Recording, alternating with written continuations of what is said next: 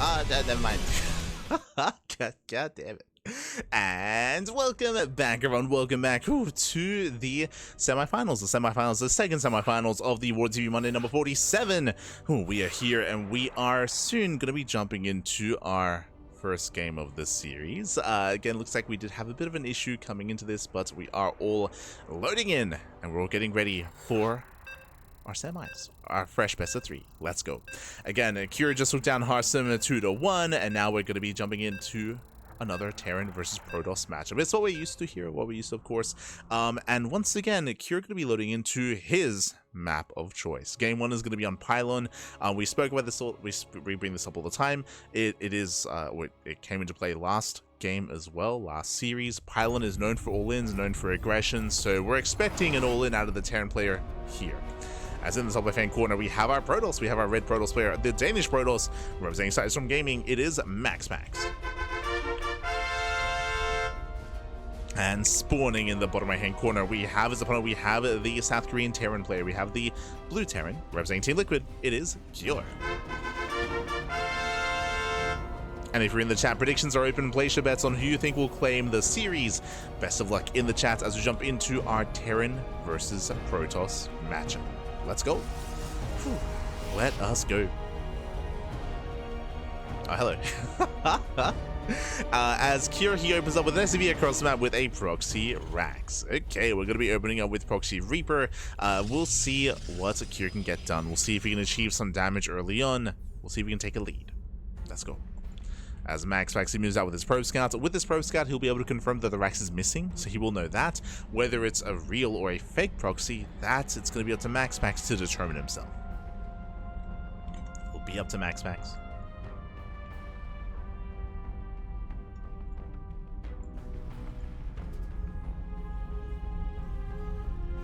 As the probe does move in. And you can see MaxPax scouting, trying to confirm what's going on. Attempting to confirm.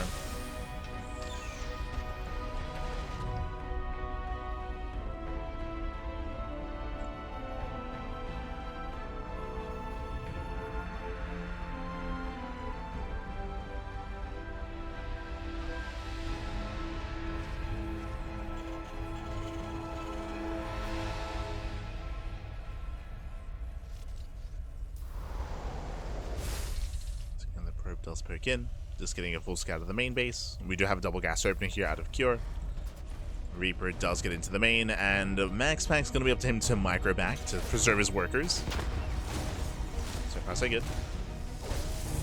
Ooh, one probe does go down. It's a nice start for Kyor, but ideally he wants us. He does get a second probe. Okay. Does get 2 probes. Pulls away. The bunker does not complete at the natural, thankfully. Doesn't complete. More Reapers are on the way, and from here the game will continue. Again, this is not an all-in by any means. It's just a way to get a lead early on, to deal some early damage, to force a reaction. We can see here a shield battery on the way on the low ground. Does force out the Stalker to be more defensive as well. And there's a cancellation. There's the expand. Meanwhile, Curie does follow this up with the Cyclone. Cyclone will help shut down the Stalkers. Speaking of, Stalkers moving out across the map to harass, to punish. Curiosity still needs more time. Reapers move out, so they run into the Stalker. The initial one is here to delay the CC, and he will. He will delay.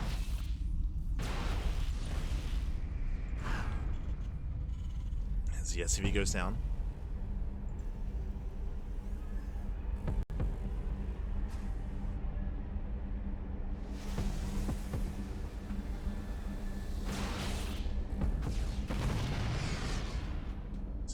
Down. Cyclone has arrived.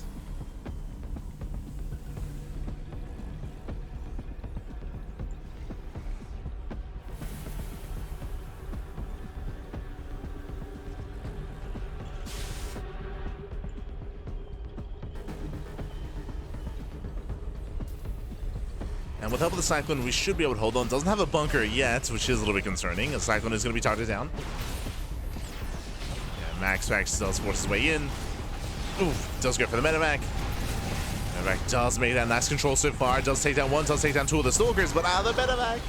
He will still lose the Medevac, he will lose the Cyclone as well. MaxPax, he comes out on top. He will lose the army, but hey, takes down a Medevac and two Cyclones. Not a bad trade. Ideally, he wanted a little bit more. Ideally, he wanted to even just kill and break through the army, get into the middle line and deny mining. So back and forth trade. Behind this, we have Blink on the way. Here, he was playing Stargate every game, which was crazy. But here, a lot more standard. Like MaxPax, he plays a lot more standard, getting into Blink, extra gateways, so 3-gate Blink into a third. Safe play there by MaxPax. Meanwhile, Cure going for Cloak Banshee.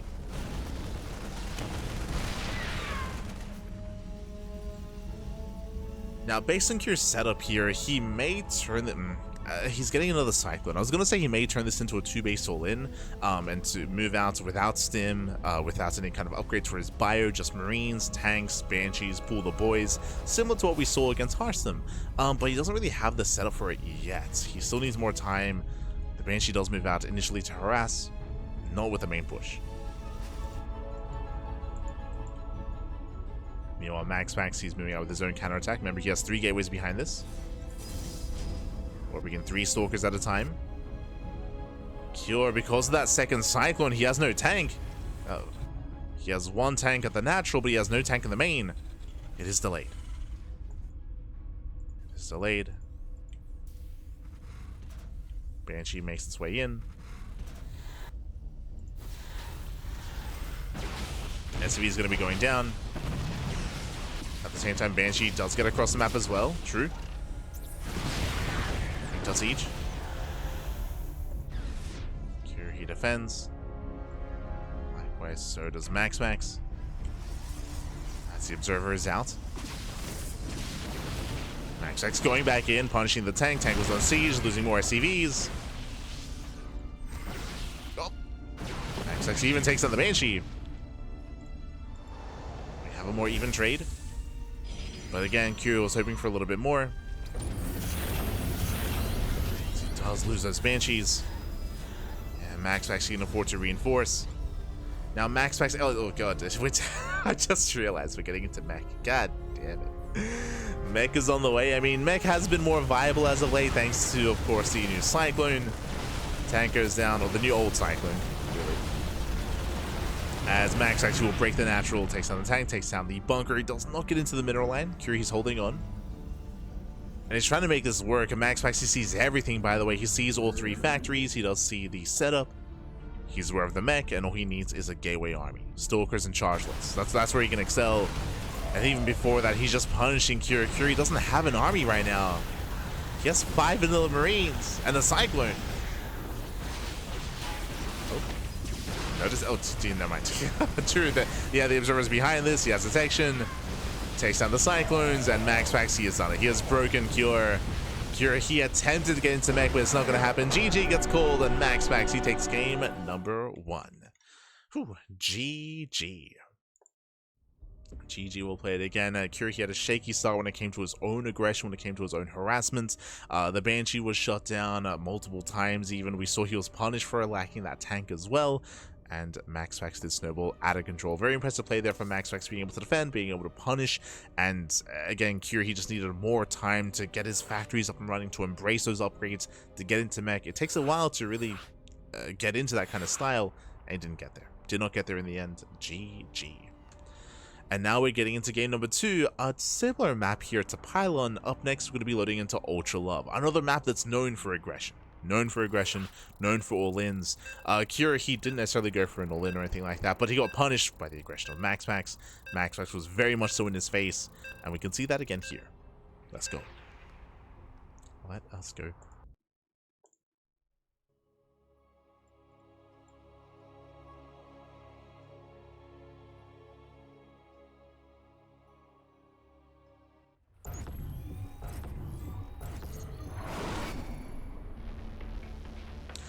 Spawning in the top right-hand corner of Ultra Love, we have our blue Protoss player. Our blue Protoss representing Sidestorm Gaming from land of Denmark, leading the series 1-0. It is MaxPax. And spawning in the bottom left-hand corner, we have as opponent, we have the red Terran player representing Team Liquid. It is Cure.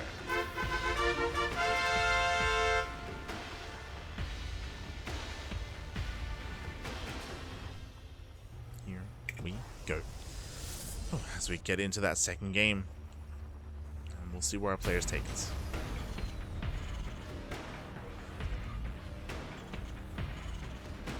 We'll see where Cure takes us specifically, right? We were expecting Cure to go for aggression and an all-in last game. He didn't. He did open up with a proxy, sure, but he was following it up with mech of all things, and was punished as a result. Here coming into Ultra Love, likewise, rush distance by ground is quite short, so we have seen a lot of successful all-ins here on this map as well. But again, aggression is favored on both sides, and we have seen MaxPax excel with Blink Stalker Harass and Blink Stalker Commitment. So it's not easy to approach MaxPax on Ultra Love either. Single gas, going for a faster CC. Economic start here by Cure.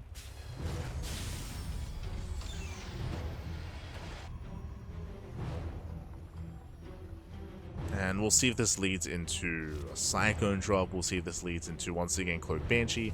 The Banshees were doing damage last game. The problem is that as probes were going down, Cure he was also losing SEVs, so it wasn't really worth it. Both players were losing workers, but Cure he was losing Banshees. MaxPax he was preserving his Stalkers.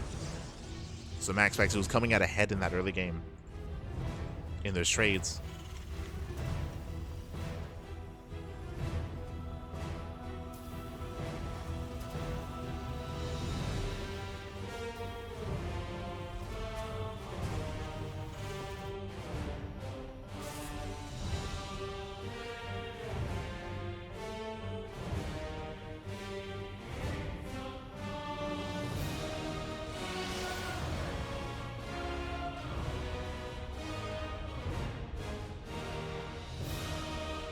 From here, MaxPax does open up Zealot first. The purpose of the Zealot first is to delay the CC.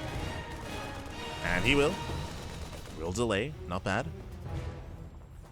And we'll see for how long he can pull this off. Twilight Counter behind this, working towards Blink. Adept has arrived to reinforce, to once again just maintain control of the low ground. This is oftentimes why we see CC on the high ground instead, to try to avoid the situation. And so far, just a really strong start from MaxPax.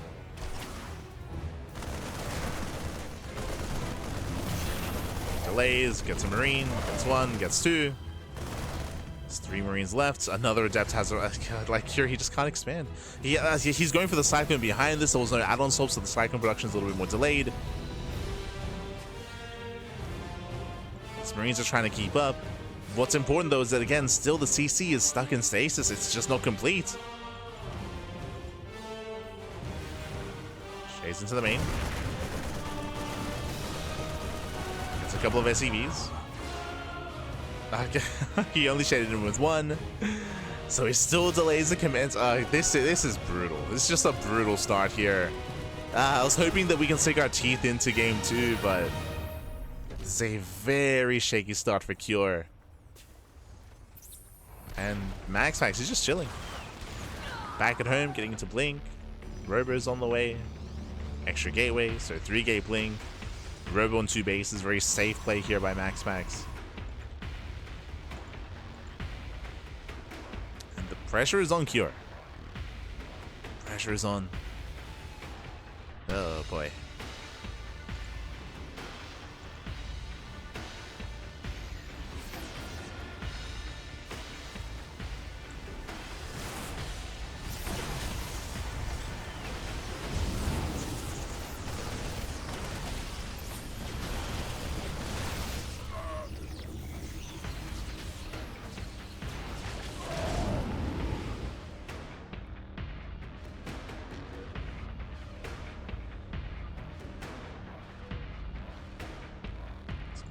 He's moving in.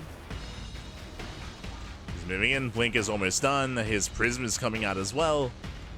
And this is going to be a shaky defense here. There's no bunker. Yeah, there's no bunker. So far, though. He's holding on. Second tank is almost out. Getting into tank and Cloak Banshee. The tank has arrived. Remember last game, this tank wasn't here. We got another Cyclone instead, which is why Cure had a bit of a shakier defense. But the tank is on its own. Max actually dives in. Goes to the dive, does focus on the first tank. Tank goes down. And here he can trade. Kiting back. Back off, he can warp in. Behind this is expanding. Remember, there's no null in, it's only 3 gateways. But as MaxPax picks off tanks, that means that Cure, he has a weaker move out, a weaker push. A weaker defense as well, of course. Yeah, as he gets another tank, remember there was no bunker. He never got any bunkers here. So greedy out of Cure. Ay, ay, ay. He will hold, he will defend. But he's losing so much more here.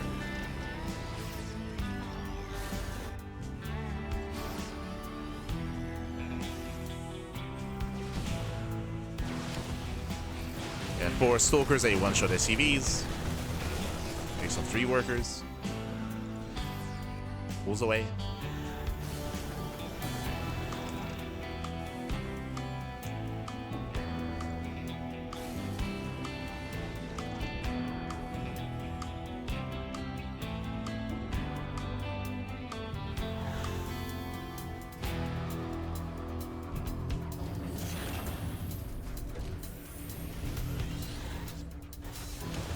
MaxPax does get into the main. Once again, with 4 SCVs, sorry, with 4 Stalkers, he can just take down the SCVs one after the other. That's going to be 4. It's going to be up to 5 SCV kills. Oh. Picks up, doesn't lose any Stalkers. And, yeah, at the most, Cure, he can hope to pull the boys. The problem is that he's been losing tanks, losing Marines, losing SCVs. He doesn't really have much to pull. Doesn't really have much of an army to work with here. The upgrades are going to be a power spike for Cure, that is true. Is it going to be enough though? I'm referring to Stim. Referring to Stim. +1 just began.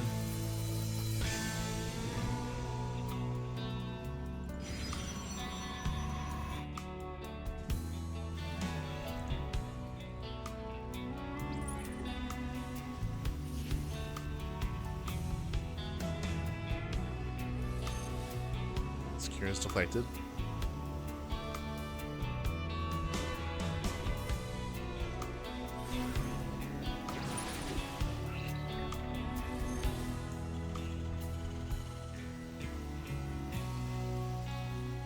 Here he's turned away. He's still just contained on 2 bases.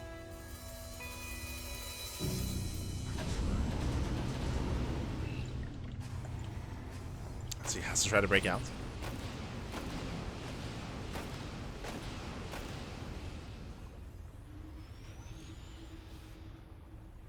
Okay, coming in from behind. Let's go. Loads behind the army. Here comes the main move out.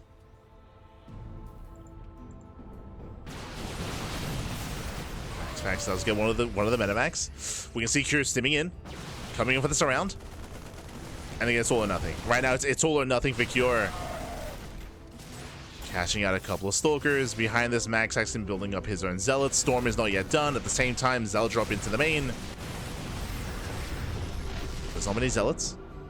God, but MaxPax, he just has so much army here. Yeah, just so many charge loads. He rushes on in, takes down both tanks, cleans this up completely.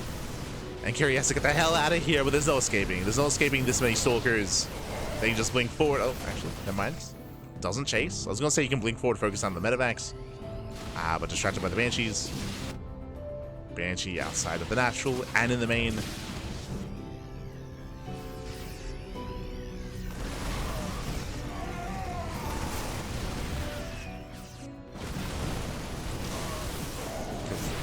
Yeah, Storm is not complete. He's got the Storms.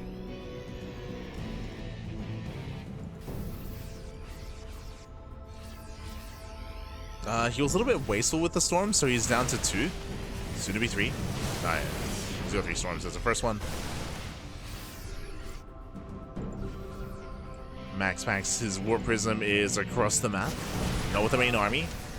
Has to respect the concave. But as the main armies clash, MaxPax goes into the main, goes to the warp in. Storm's a crazy army. They mainly zone, but here come the Zealots straight into the main. Straight into the main base mineral line. Oh, brutal. Oh, God, the Storm is brutal. Does take the Storm to the face. And with that, MaxPax, he's done it. GG gets called. He crushes the main army, and he pops off in the main as well. GG. MaxPax will take the series 2-0, advancing on to the grand finals.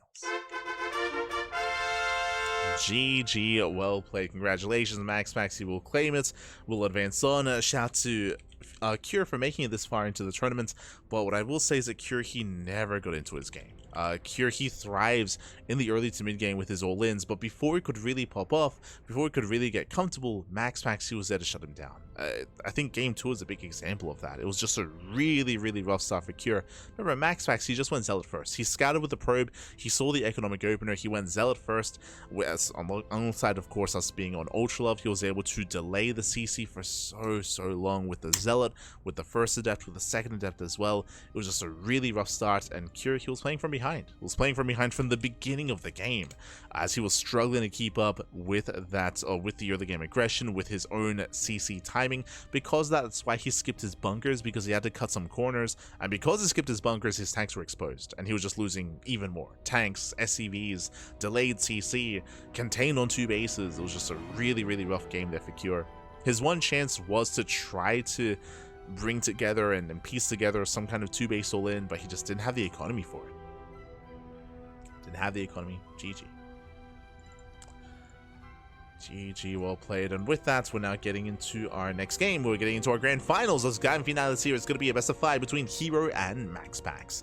Again, these two face off very often. They trade back and forth. I believe I typically lean towards Hero when they do face off. But what I will say is that MaxPax has been impressing us.